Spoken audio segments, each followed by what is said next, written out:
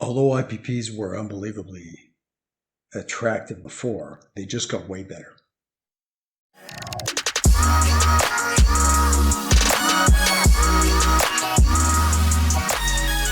That's a good question. The corporate taxation that we've seen lately has been aggressive by the federal government.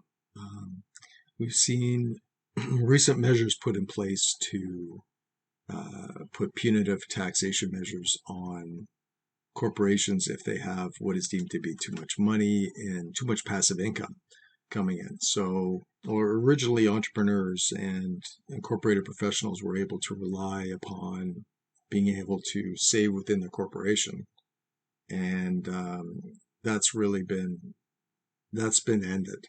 The government turned around and said that, look, we want this money back in the economy. If you have this much passive income in your corporation, you're going to be taxed at a punitive level.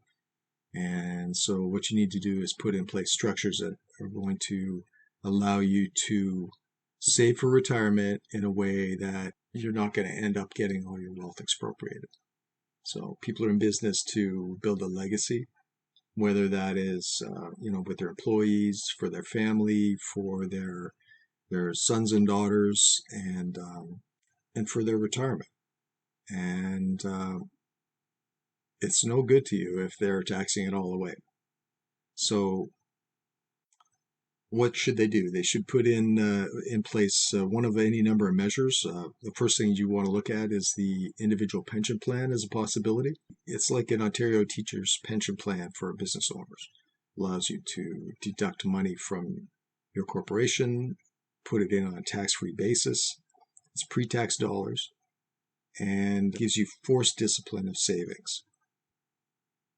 In the past, the objections to the IPP have been that there were forced minimums for contributions. And a lot of entrepreneurs thought, well, that's not a very flexible situation. What if I have a couple of bad years? It didn't provide you with the kind of flexibility that you need as an entrepreneur to feel comfortable with putting these things in place. There are only approximately 13,000 IPPs in place. But recently, Ontario, they've loosened everything up. So they've now removed the minimum requirement for contributions, which makes it unbelievably flexible for people. And they've freed up the amount of red tape that you have to go through. You don't have to register it. You have an initial valuation, but you don't have the ongoing reporting requirements that you did in the past. So it makes it much easier from the perspective of an entrepreneur to put one of these things in place. And effectively what you've got is a supersized RRSP with preferential tax treatment, whereby you're able to deduct tax-free dollars from your corporation and jam it into this account.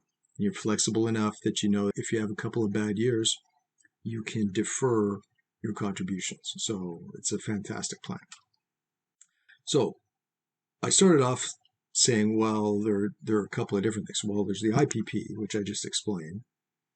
There are several different avenues you could go with, though, actually. IPP is good for some people. Other avenues might be corporate-owned life insurance and retirement compensation arrangements.